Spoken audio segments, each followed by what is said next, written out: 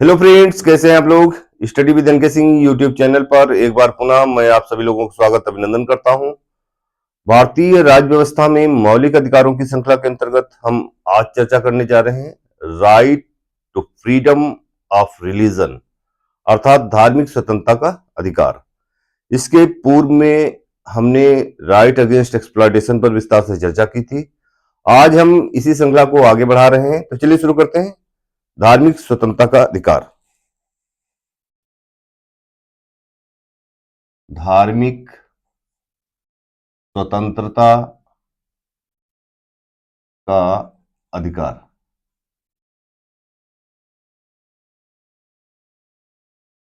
It means right to freedom of religion. इसका जो वर्णन है वो संविधान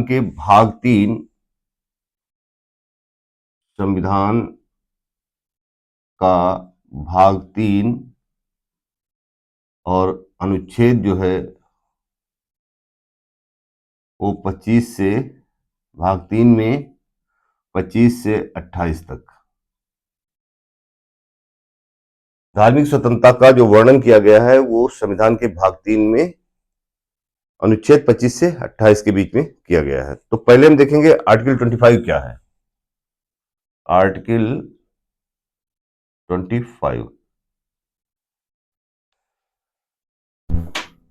as we know, article 25 of the constitution guarantees that every person has an equal right to freedom of conscience and the freedom to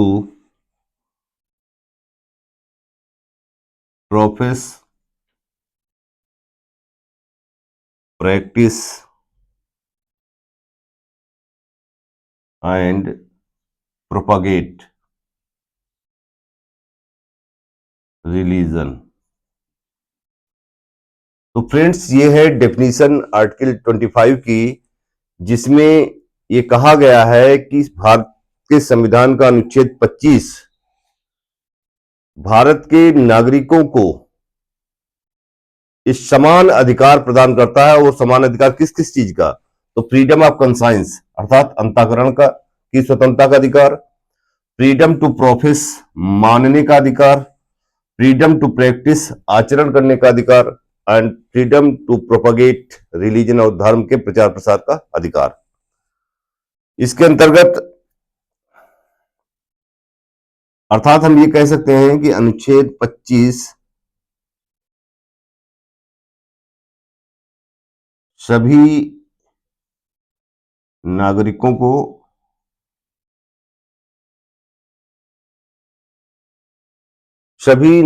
को या सबसे अच्छा शब्द ये होगा कि सभी व्यक्तियों को, क्योंकि ये right citizen and non citizen, नागरिक और गैर नागरिक सभी को प्राप्त है। तो सभी व्यक्तियों को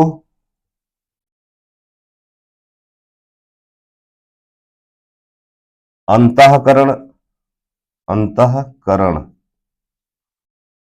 की स्वतंत्रता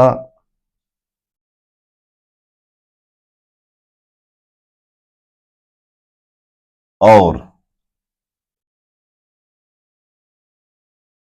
मानने का अधिकार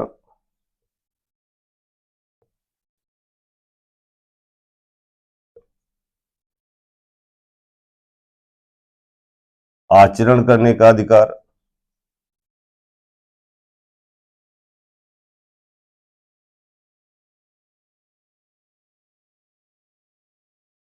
एवं धर्म के प्रचार प्रसार का अधिकार, धर्म के प्रचार प्रसार का अधिकार समान रूप से प्रदान करता है।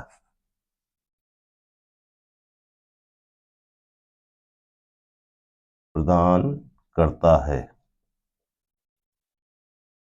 इन नटसेल हम ये कह सकते हैं कि अनुच्छेद 25 भारत के सभी व्यक्तियों को प्राप्त है, वो चाहे नागरिक हो या गैर नागरिक हो, और इसके अंतर्गत सभी व्यक्तियों को अंतःकरण की स्वतंत्रता, उसे मानने का अधिकार, उसे आचरण करने का अधिकार और उसको अपने धर्म को प्रचार प्रसार करने का अधिकार प्रदान करता है।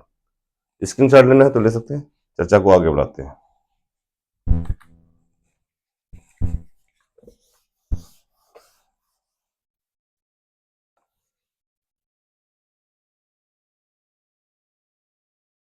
ये सभी बिंदु वास्तव में अनुच्छेद 25 की धारा 1 के अंतर्गत पढ़े जाते हैं। अब हम देखेंगे सबसे पहले कि भाई अंतःकरण की स्वतंत्रता ये क्या है। पहला बिंदु है, इसके अंदर 4 बिंदु हैं। अंतःकरण, अंतःकरण की स्वतंत्रता, पहले इसको डिफाइन करने का प्रयास करते हैं। देखिए, अंतःकरण की स्वतंत्रता का मतलब है कि किसी व्यक्ति को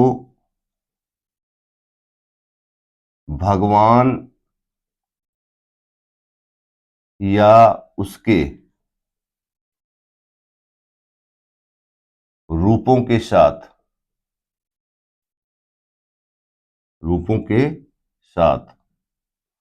अपने ढंग से,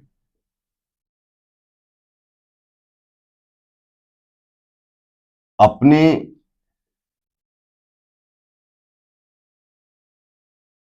संबंध को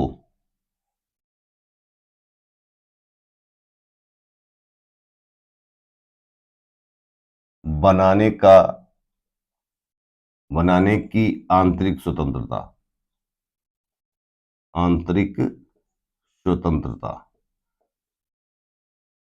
वास्तव में अंतःकरण के अंतर्गत ये बातें लिखी गई हैं कि किसी भी व्यक्ति को भगवान या उसके रूपों के साथ अपने ढंग से अपने संबंध को बनाने की जो आंतरिक स्वतंत्रता प्राप्त है। दूसरा बिंदु है मानने का अधिकार, मानने का अधिकार।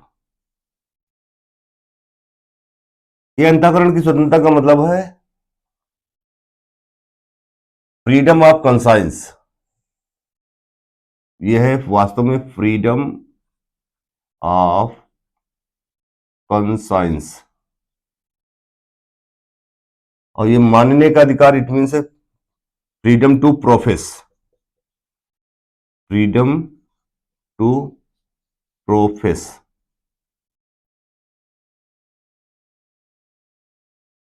इसमें धार्मिक विश्वास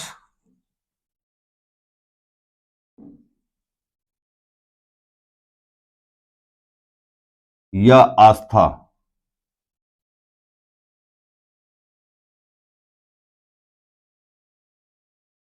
का सार्वजनिक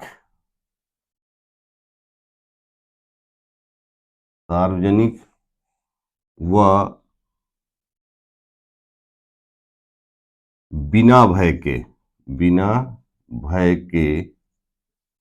धार्मिक विश्वास या आस्था का सार्वजनिक व बिना भय के घोषणा करने का अधिकार। यानी कोई भी व्यक्ति अपने धार्मिक विश्वास और अपनी आस्था का सार्वजनिक रूप से बिना डरे हुए उसे घोषणा करने का अधिकार है। ये है मीनिंग फ्रीडम टू प्रोफेस की। हमारा अगला बिंदु है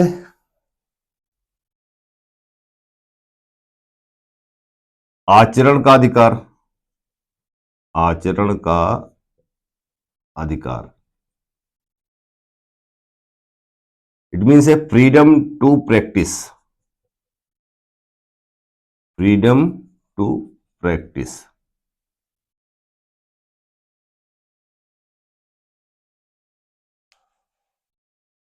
इसके अंतर्गत देखते हैं धार्मिक पूजा,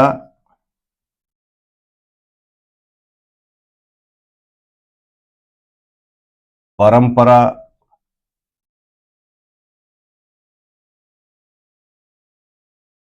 समारोह करने,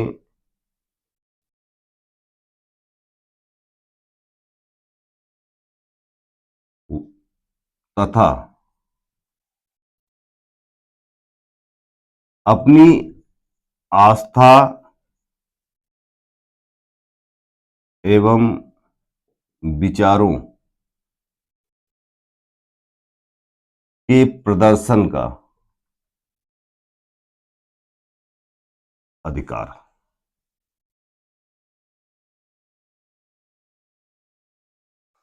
फ्रीडम टू प्रैक्टिस के अंतर्गत कोई भी व्यक्ति अपनी धार्मिक पूजा, अपनी परंपरा या समारोह करने और अपनी आस्था और विचारों को प्रदर्शित करने का अधिकार रखता है।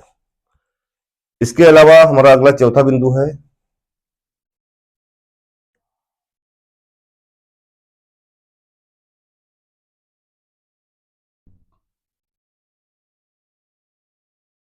प्रचार प्रसार का अधिकार, या आप ऐसे कह सकते हो प्रचार करने का अधिकार।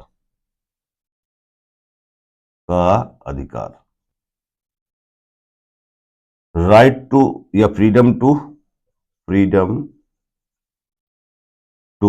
प्रोपागेट।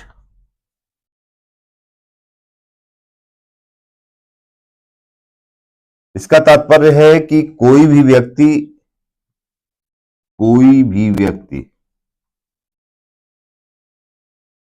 अपनी आस्था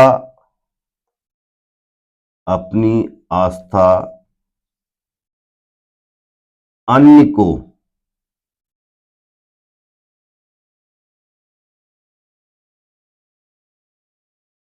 प्रकट कर सकता है,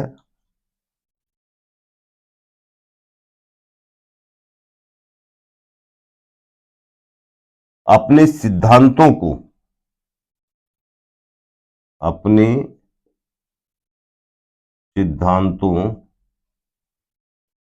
का प्रचार प्रसार कर सकता है, प्रचार प्रसार कर सकता है।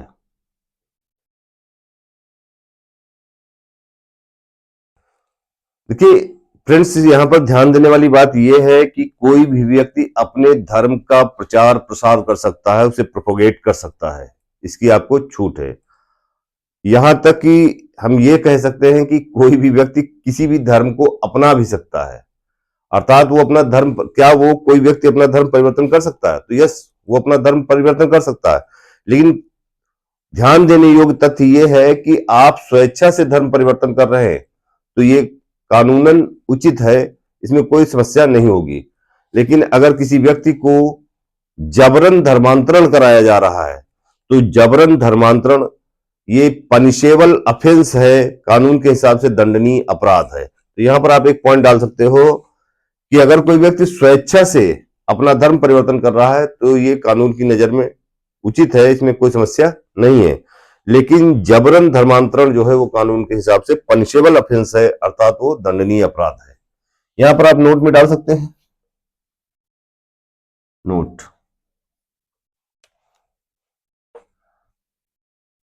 जबरन धर्मांतरण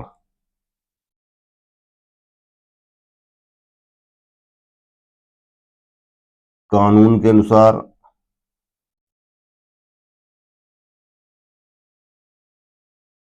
दंडनीय अपराध है, दंडनीय अपराध है। तो ये तो चार बिंदु हैं जो हमारी परिभाषा के अंतर्गत आते हैं कि हर व्यक्ति को जो धार्मिक स्वतंत्रता है उसमें उसे अंतःकरण की स्वतंत्रता है, उसमें उसे मानने के अधिकार हैं, प्राप्त हैं, उसे आचरण करने का अधिकार प्राप्त है और उसे अपने धर्म का प्रचार प्रसार करने का अधिकार प्राप्त है।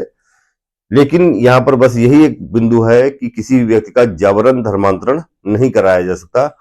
अगर वो व्यक्ति स्वेच्छा से धर्म परिवर्तन कर रहा है तो इसमें कोई समस्या नहीं है, लेकिन अगर उसे बाय फोर्स धर्म परिवर्तन कराया जा रहा है तो ये एक पनिशेबल ऑफेंस है, दंडनीय अपराध है। स्क्रीनशॉट लेना है तो ले सकते हैं। चर्चा को आगे बढ़ाते हैं।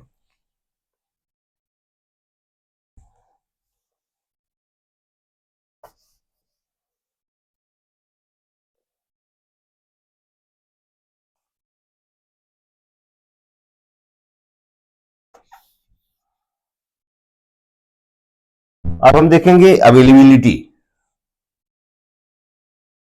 अवेलेबिलिटी इसका मतलब है ये जो अनुच्छेद 25, ये जो अधिकार है किस किस को प्राप्त है, अर्थात उपलब्धता। उपलब्धता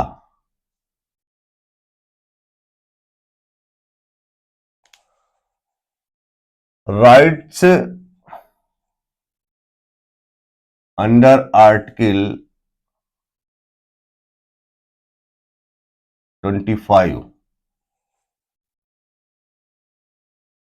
are available to all individuals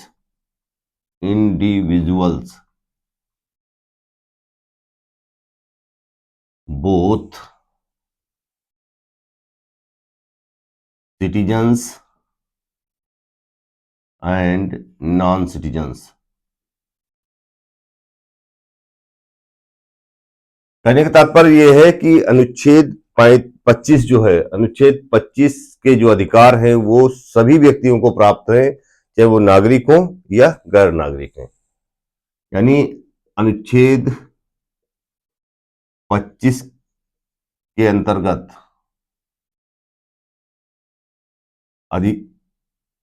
आने वाले अधिकार सभी व्यक्तियों, नागरिकों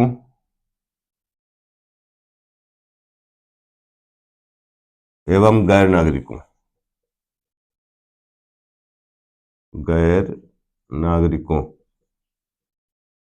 को प्राप्त है।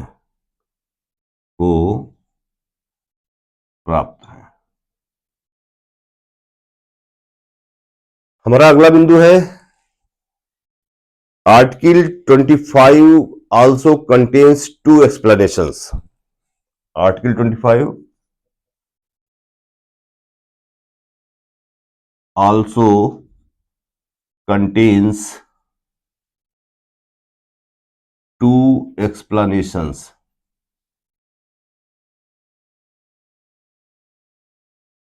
कहने का तात्पर्य यह है कि अनुच्छेद 25 के अंतर्गत दो व्याख्याएं और हैं, और वो कौन कौन सी है पहले हम देखते हैं इसको। पहला बिंदु हमारा ये है the wearing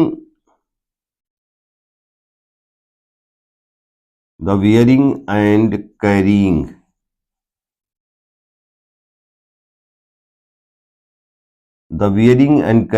of कृपांश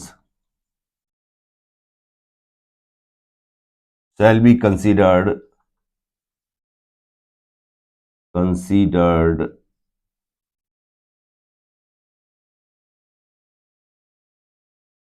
the wearing and carrying of kirpans shall be considered part of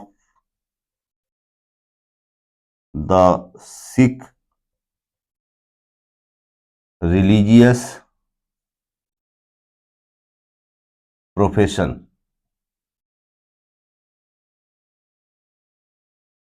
अनुच्छेद 25 की दो अन्य व्याख्याएं, हम बात कर रहे हैं अनुच्छेद 25 की दो अन्य व्याख्याएं, ऐसे कह सकते हैं यहां पर अनुच्छेद 25 की दो अन्य व्याख्याएं। तो पहला बिंदु है the wearing and carrying of kirpans shall be considered part of the Sikh religious profession, अर्थात सिख समुदाय के लोगों के द्वारा कृपाण को धारण करना, सिख समुदाय के लोगों के द्वारा कृपाण, जिसे हम कटार बोलते हैं, को धारण करना,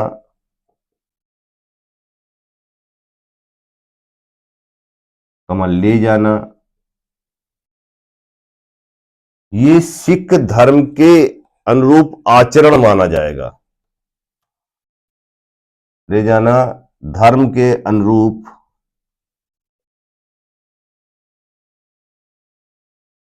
आचरण समझा जाएगा या माना जाएगा, आचरण माना जाएगा। और दूसरा बिंदु यह है कि the term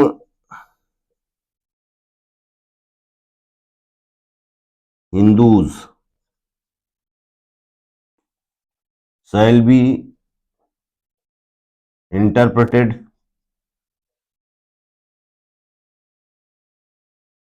to include persons practicing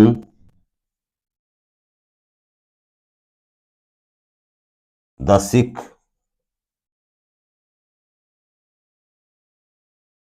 Jain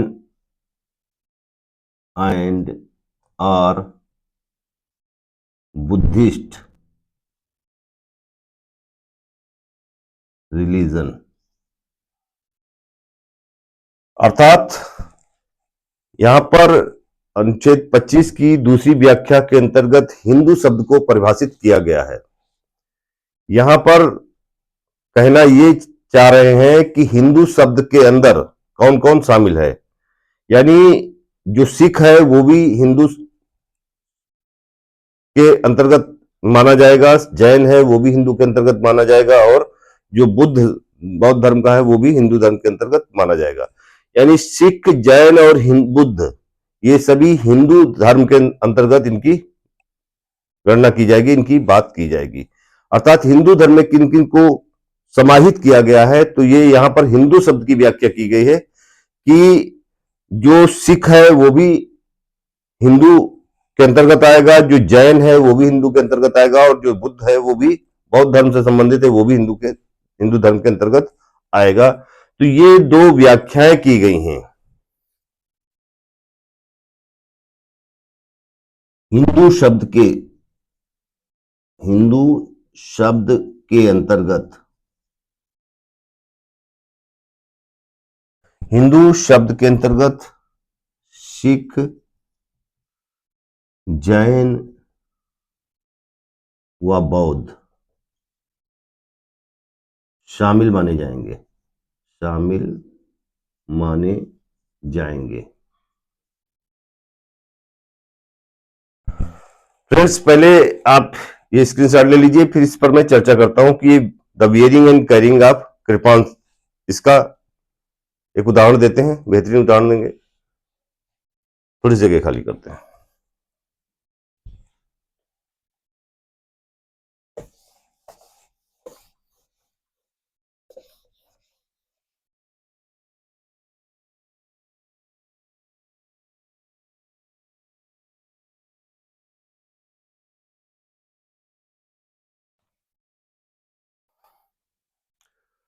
देखिए, जैसा कि हम जानते हैं कि हम चर्चा कर रहे हैं धार्मिक स्वतंत्रता पर, जो हमारे धार्मिक स्वतंत्रता के अधिकार है उस पर हम चर्चा कर रहे हैं।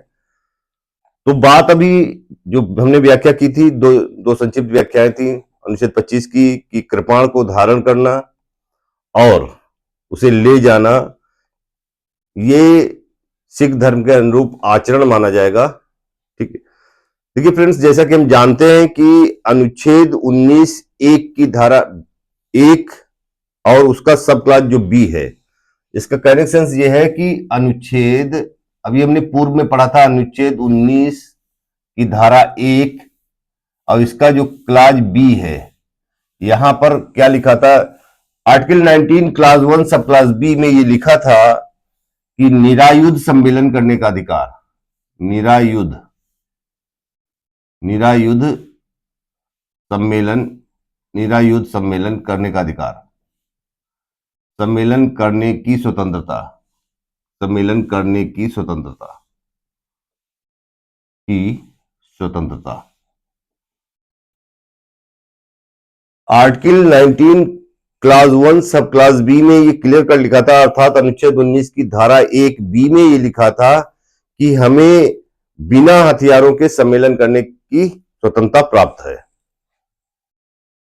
अब यही बात जब हम अनुच्छेद 25 से संदर्भ जोड़कर देखते हैं तो हमें क्या पता चलता है कि अगर आप देखो कि जब सिख समुदाय के लोग अरदास करने के लिए इकट्ठा होते हैं तो ऐसा लगता है, प्रथम दृष्टया ऐसा लगता है कि जैसे हजारों हजार लोग जो है वो हथियार बंद होकर के इकट्ठा हो गए। ये ऐसा उन लोगों को लग सकता है जो सिख धर्म के बेसिक नहीं जानते हैं। आपको प्रथम दृष्टया तो ये लगेगा कि जब सिख समुदाय के लोग अरदास करने के लिए गुरुद्वारे में इकट्ठा होते हैं तो हजारों सैकड़ों की संख्या में ऐसा लगेगा हजारों सैकड़ों लोग जो है वो हथियार बंद होकर के इकट्ठा हो गए। और अगर वो हथियार बंद होकर के इकट्ठा हुए तो अनुच्छेद 19 की धारा 1 बी का उल्लंघन है, क्योंकि अनुच्छेद 19 की धारा 1 बी में क्लियर कर लिखा है कि आप निरायुध सम्मेलन कर सकते हैं, बिना हथियारों के सम्मेलन कर सकते हैं। लेकिन मैं कहना ये चाहूंगा कि ऐसा प्रथम दृष्टया उनको ही लगता है जो सिख धर्म के बेसिक नहीं जानते हैं। अब सिख धर्म के बेसिक क्या है? देखिए, सिख धर्म में 5 का जो है 5 का फेमस है। सिख धर्म में 5 का वर्णन है, का वर्णन है। और वो 5 का है क्या? तो सबसे पहला है केश, दूसरा है कंघा, तीसरा है कच्छा, चौथा है कड़ा और 5वां है कृपाण। तो ये सिख धर्म के 5 का है जिनको हम सिख धर्म के बेसिक कहते हैं।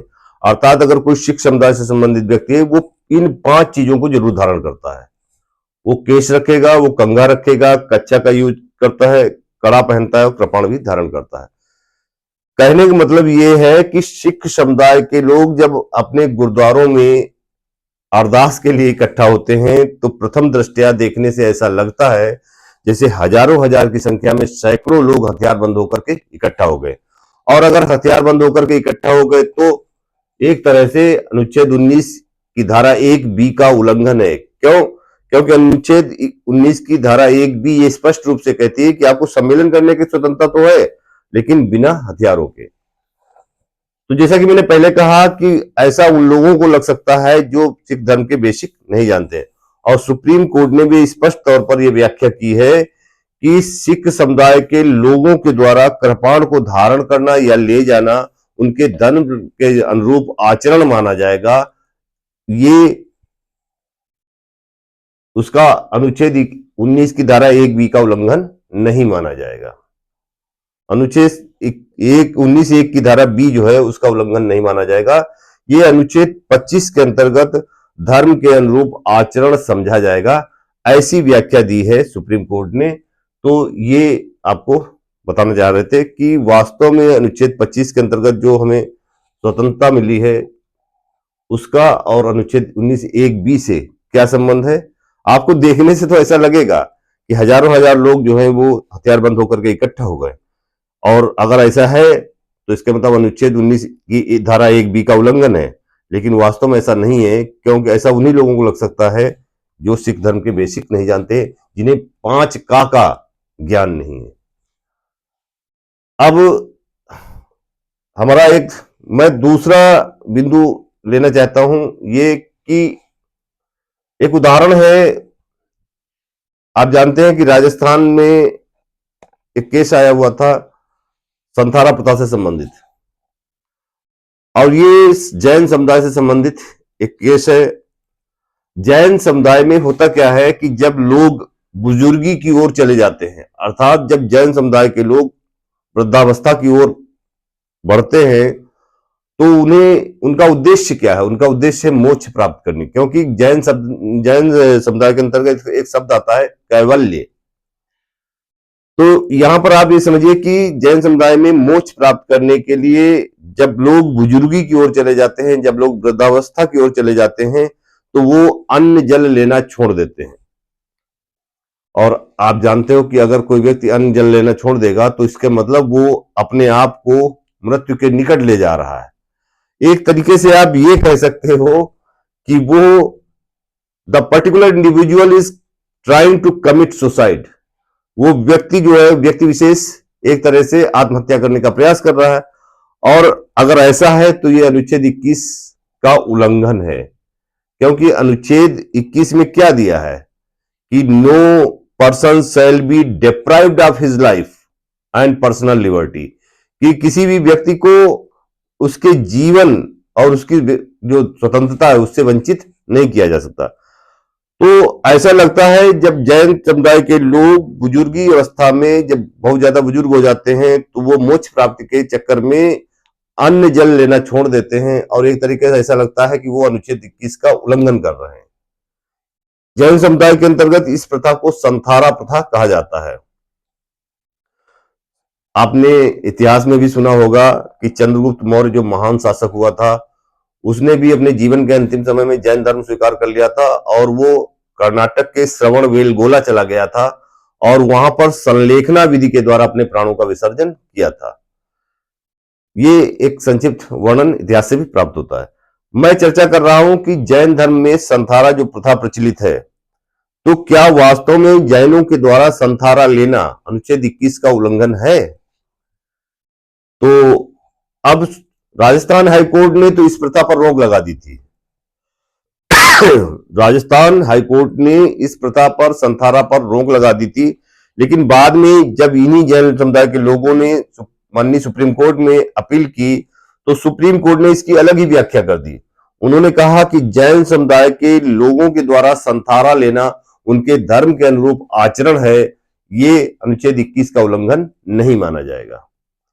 एक उदाहरण आपका यह है कि धर्म के अनुरूप आचरण करने से संबंधित एक उदाहरण और मैं देना चाहता हूं, अभी बहुत पुराना नहीं, लेटेस्ट है, 2017 का है। सायरा बानो बनाम भारत संघ, अर्थात Saira Bano versus union of India का केस है, 2017 का केस है। इसमें आप जानते हो ये तलाके बिद्दत से संबंधित है। तलाके बिद्दत मीन्स ट्रिपल तलाक, तलाक तलाक तलाक। आप जानते हो मुस्लिम धर्म में कई प्रकार के तलाक की प्रथा जो है वो विद्यमान है, जैसे तलाके हसन, तलाके आहसन, तलाके बिद्दत, और भी तमाम प्रकार के तलाक हैं। मैं वहां नहीं जाना चाहता हूं। हम बात करना चाहते हैं तलाके बिद्दत की। किसकी? तलाक ए बिद्दत। इसी को ट्रिपल तलाक बोलते हैं, ट्रिपल तलाक, 3 तलाक इसे ही कहा जाता है। अब सायरा बानो बनाम भारत संघ के केस में यह मुद्दा सुप्रीम कोर्ट के सामने जब आया, तो मुस्लिम समुदाय के लोगों के द्वारा यह तर्क दिया गया कि सिख समुदाय के लोग कृपाण धारण कर रहे हैं, ले जा रहे हैं, तो ये उनके धर्म के अनुरूप आचरण है। और यहां तक कि जैन धर्म के लोग संथारा ले रहे हैं, अपने प्राणों को त्याग रहे हैं, भूखे प्यासे रहकर अन्न जल त्याग करके, तो ये भी उनके धर्म के अनुरूप आचरण है। तो हमारे धर्म में भी तो लिखा है कि तलाक देना जायज है, हम तलाक दे सकते हैं, तो ये हमारे धर्म के अनुरूप आचरण क्यों नहीं माना जाएगा? लेकिन आपको जानकर हैरानी ये होगी कि सुप्रीम कोर्ट ने इसकी व्याख्या कुछ अलग ही तरीके से की। सुप्रीम कोर्ट ने कहा कि 3 तलाक, अर्थात जो तलाके बिद्दत है, 3 तलाक, पहली बात तो ये संविधान के खिलाफ है, और वैसे भी होना भी नहीं चाहिए, क्योंकि किसी औरत को केवल तलाक तलाक तलाक 3 बार बोल देने से उसकी पूरी लाइफ का क्या होगा, उसका कौन देखभाल करेगा, उसके बच्चों का क्या होगा? वास्तव में बहुत बुरी परंपरा थी। अगर ये हटाई गई तो अच्छा ही हुआ है। तो सुप्रीम कोर्ट ने ये व्याख्या की कि वास्तव में जो 3 तलाक है, ये 3 तलाक संविधान के खिलाफ है, और न केवल संविधान के खिलाफ है बल्कि ये इस्लाम के मूलभूत सिद्धांतों के भी खिलाफ है। मोहम्मद साहब ने क्या किया था, पैगंबर हुजूर मोहम्मद साहब ने क्या किया था, उन्होंने तो समाज को एक मैसेज दिया था जब उन्होंने एक विधवा नाम की विधवा जो थी, विधवा थी खदीजा नाम की, खदीजा नाम की जब विधवा से उन्होंने शादी की थी तो समाज को क्या दिया था, एक मैसेज दिया था नारी जात के उत्थान का, कि उसे भी भाई बराबरी का हक है, जीने का हक है। तो 3 तलाक जिसे तलाक बिद्दत के रूप में कहा जाता है, ये केस आया था 2017 में तलाक, ट्रिपल तलाक के नाम से, और इस केस का नाम था सायरा बानो बनाम भारत संघ। तो ये 3, अभी हमने आपको उदाहरण बताया, जैनों में संथारा लेना, इसे सुप्रीम कोर्ट ने धर्म के अनुरूप आचरण माना है। इसके अलावा मैंने आपको बताया कि सिखों में कटार या कृपाण को धारण करना, यह भी धर्म के अनुरूप आचरण माना गया है। लेकिन मुस्लिम समुदाय से संबंधित तलाक बिद्दत या 3 तलाक को सुप्रीम कोर्ट ने न केवल संविधान के खिलाफ माना है बल्कि इसे इस्लाम के खिलाफ माना है और मोहम्मद साहब के, पैगंबर हुजूर मोहम्मद साहब के वसूलों के खिलाफ भी माना है। तो ये कुछ उदाहरण थे जिनका हमने विस्तार से वर्णन किया। अब चर्चा को आगे बढ़ाते हैं, थोड़ी जगह खाली करते हैं।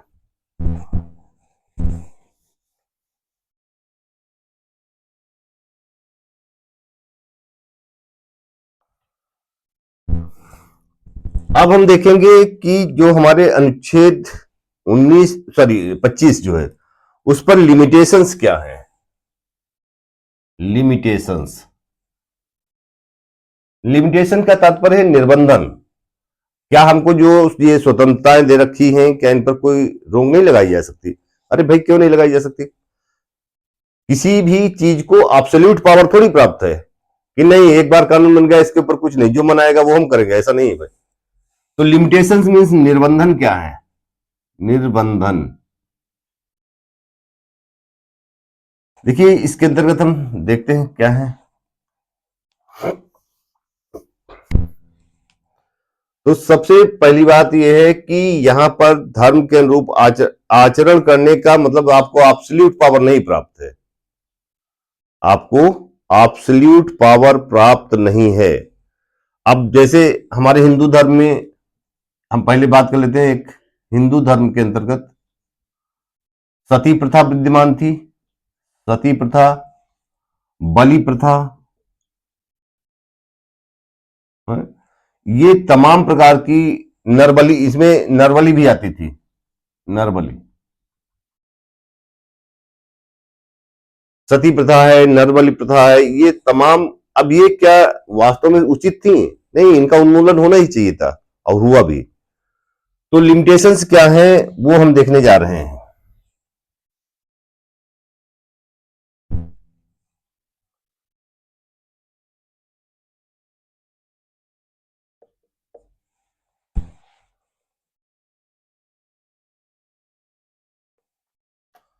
These rights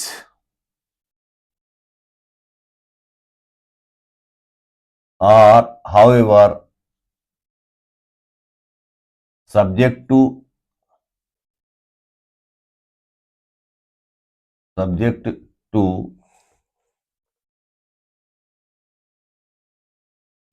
public order,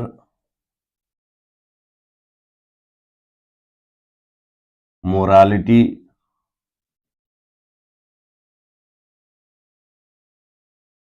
health, and the other fundamental provisions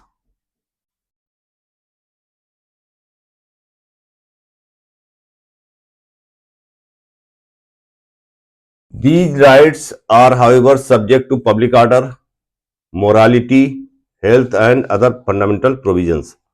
अर्थात ये जो धार्मिक अधिकार हैं, ये पहला है कि लोक व्यवस्था, इसका मतलब पहला बिंदु है लोक व्यवस्थाओं, लोक व्यवस्था की बात करते हैं। दूसरा है मोरालिटी, इसका मतलब है सदाचार या नैतिकता।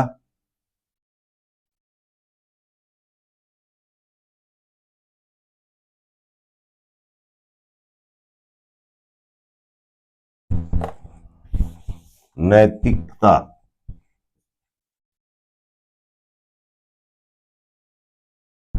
इसके बाद है स्वास्थ्य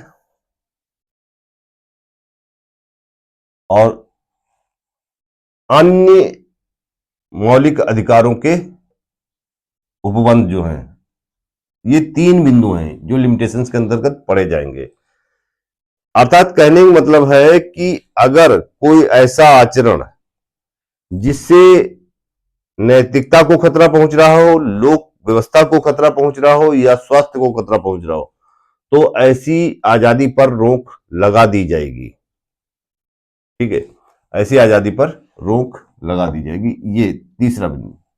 और इसके लिए जो the state can make laws, जो राज्य है वो कुछ नियम कानून बना सकता है।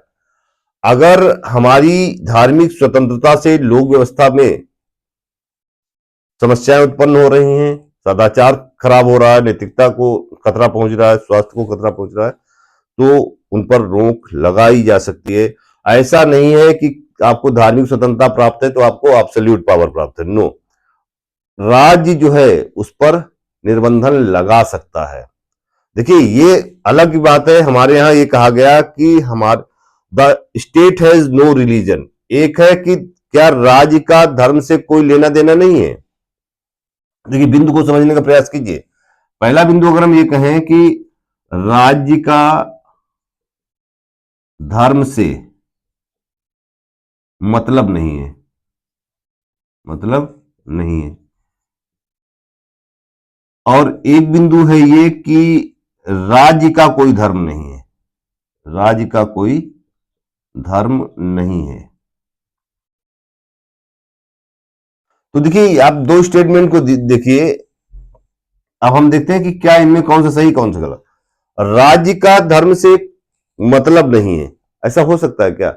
अगर ये बात सच है तो इसका मतलब हमारे समाज में जो कुरीतियां व्याप्त हैं, not only in Muslim community, in Hindu community also. जैसे कि अभी हमने कहा, हमारे हिंदू समाज में सती प्रथा प्रचलित थी, हमारे हिंदू समाज के अंतर्गत नरबली प्रथा भी प्रचलित थी, और छुआछूत, अनटचेबिलिटी, इस तरीके की बहुत सारी प्रथाएं प्रचलित थी। अगर ये बात हम मान लें कि भाई राज्य को धर्म से कोई मतलब नहीं, तो इसका मतलब हर समुदाय अपने धर्म के अनुरूप मनमाना आचरण करने लगेगा। वो कहेगा नहीं भाई, सती प्रथा जायज है, वैसे ही स्त्रियों को जिंदा जलाया जाएगा और इसमें राज्य को कोई लेना देना नहीं होगा। नहीं, ऐसा नहीं है। राज्य का धर्म से मतलब नहीं है, ये स्टेटमेंट गलत है, ये स्टेटमेंट गलत है। राज्य का मतलब क्यों नहीं है? राज्य निर्बंधन लगा सकता है अगर उससे उसे लगता है कि लोक व्यवस्था को, सदाचार को, स्वास्थ्य को खतरा पहुंच रहा है, तो इनको लिमिट कर सकता है। हाँ, ये बात जरूर सच है कि हमारे राज्य का कोई धर्म नहीं है। The state has no religion. हमारे राज्य का कोई धर्म एक नहीं है। इसका तात्पर्य यह है कि हमारे राज्य का कोई धर्म तो नहीं है, लेकिन हमारे यहाँ जो सभी धर्मों को समान आदर प्राप्त है। तो ये बात, आपको 2 बिंदु हैं, इन पर आपको विशेष ध्यान देना है कि राज्य का धर्म से मतलब नहीं, ऐसा नहीं है। अगर राज्य का धर्म से मतलब नहीं होगा तो कोई भी धार्मिक समुदाय जो है अपने मनमानी जो है आचरण करना शुरू कर देगा, अपने मन मुताबिक वो आचरण करना शुरू कर देगा। कहेगा नहीं भाई, हमारे समाज में तो ऐसी प्रथा है, हम तो मानेंगे, राज्य को क्या लेना देना। नहीं, ऐसा नहीं है। राज्य को मतलब है। राज्य को ऐसा लगता है कि वो सदाचार के खिलाफ बात है, राज्य को ऐसा लगता है कि लोक व्यवस्था को खतरा पहुंचाने वाली बात है, राज्य को अगर ऐसा लगता है कि वो स्वास्थ्य को खतरा पहुंचाने वाली बात है, तो आपकी इस स्वतंत्रता पर भी निर्बंधन लगाए जा सकते हैं। क्योंकि हाँ, ये जरूर सच है कि हमारे राज्य का कोई धर्म नहीं, क्योंकि हम कहते अपने आप को क्या बोलते हैं, सेकुलर। हम धर्म निरपेक्ष हैं, पंथ निरपेक्ष हैं। और पंथ निरपेक्ष का मतलब यह है कि हमारे राज्य का कोई धर्म तो नहीं होगा, लेकिन यहां सभी धर्मों को समान आदर मिलेगा। आगे अभी इसी लिमिटेशंस के अंदर 2 बिंदु और पढ़ते हैं।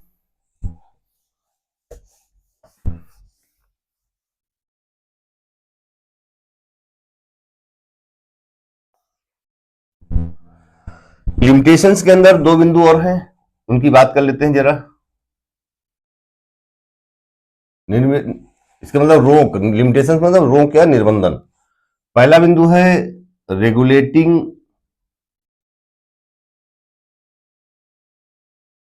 regulating or restricting any economic, financial, political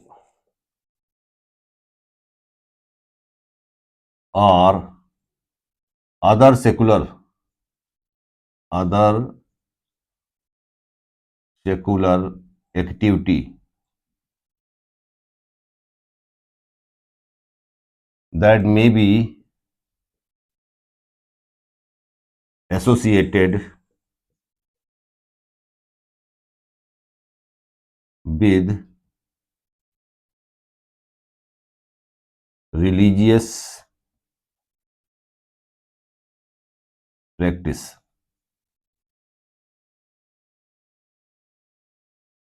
धर्म के आचरण से संबद्ध, धर्म के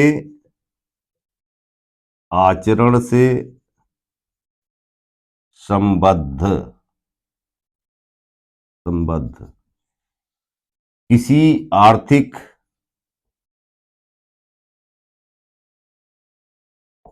वित्तीय, राजनीतिक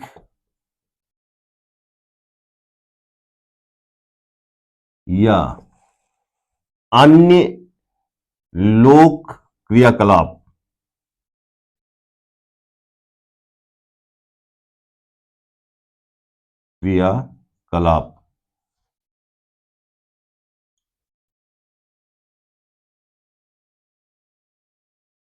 को विनियमन एवं निर्बंधित करने का राज्य को पावर है।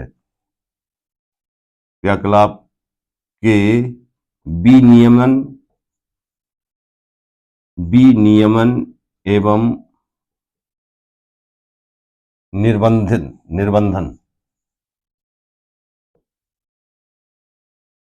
का राज्य को अधिकार है।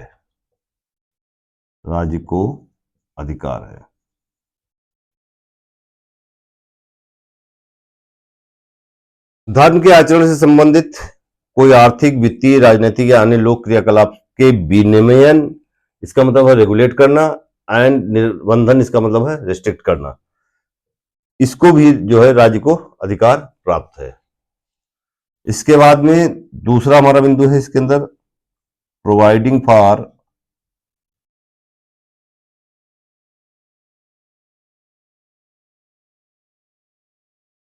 Social welfare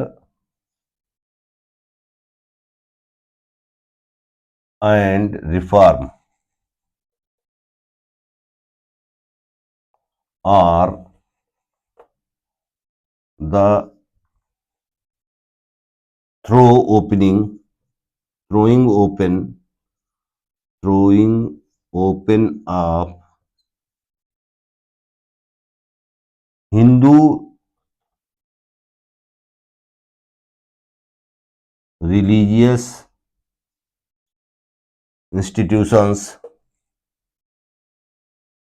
institutions to all sections and classes of Hindu। कहने का तात्पर्य यह है कि सामाजिक कल्याण और सुधार अथवा सामाजिक कल्याण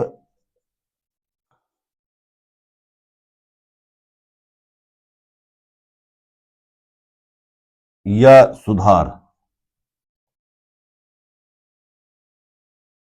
सामाजिक कल्याण और सुधार या सार्वजनिक रूप से हिंदू धर्म, सार्वजनिक रूप से हिंदुओं की धार्मिक संस्थाओं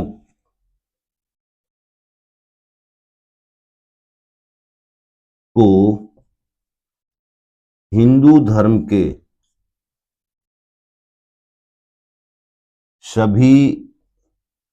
के सभी वर्गों एवं अनुभागों को खोलने का अधिकार, ये भी राज्य को प्राप्त है, का अधिकार। तो ये कुछ निर्बंधन थे जो अनुच्छेद 25 के ऊपर लगाए गए हैं, कुछ लिमिटेशंस हैं। राज्य को, इसका मतलब है कि the state can make laws, the state can make laws for, यानी राज्य इनसे संबंधित कानून बना सकता है। इसका मतलब है राज्य धर्म के आचरण से संबंधित किसी आर्थिक, वित्तीय, राजनीतिक या अन्य लोक क्रियाकलाप के विनियमन या निर्बंधन का राज्य को अधिकार है। और सामाजिक कल्याण और सुधार या सार्वजनिक रूप से हिंदुओं की धार्मिक संस्थाओं को हिंदू धर्म के सभी वर्गों और अनुभागों के लिए खोलने का अधिकार भी राज्य को प्राप्त है। ये तमाम निर्बंधन लगाए जा सकते हैं हमारी धार्मिक स्वतंत्रता पर। मैं अंत में कहना सिर्फ यही चाहता हूं कि किसी भी धार्मिक स्वतंत्रता को एब्सोल्यूट पावर प्राप्त नहीं है, क्योंकि अगर किसी भी चीज को एब्सोल्यूट पावर प्राप्त हो जाएगी, अगर कोई भी धार्मिक समुदाय परम शक्तिवान बन जाएगा तो फिर वो मनमाने रूप से आचरण करने लगेगा। अगर किसी धर्म समुदाय को एब्सोल्यूट पावर प्राप्त हो जाएगी तो इसके मतलब मुसलमानों में जो ट्रिपल तलाक है वो भी जायज माना जाएगा। इसीलिए किसी भी हमारे अनुच्छेद 25 के अंदर किसी भी जो क्लाज है उसे एब्सोल्यूट पावर नहीं प्राप्त है। अर्थात अगर लगता है राज्य को ऐसा कि भाई इससे लोक व्यवस्था को खतरा है, इससे सदाचार को खतरा है, नैतिकता को खतरा है, इससे स्वास्थ्य को खतरा है, तो राज्य उन पर निर्बंधन लगा सकता है। ये तमाम बातों का वर्णन अनुच्छेद 25 के अंतर्गत किया गया है। और अंत में मैं यही कहूंगा कि अगर आपको वीडियो अच्छा लगा हो तो इसे लाइक करें, शेयर करें और सब्सक्राइब करें। मैं तो आपके लिए बहुत मेहनत कर रहा हूं।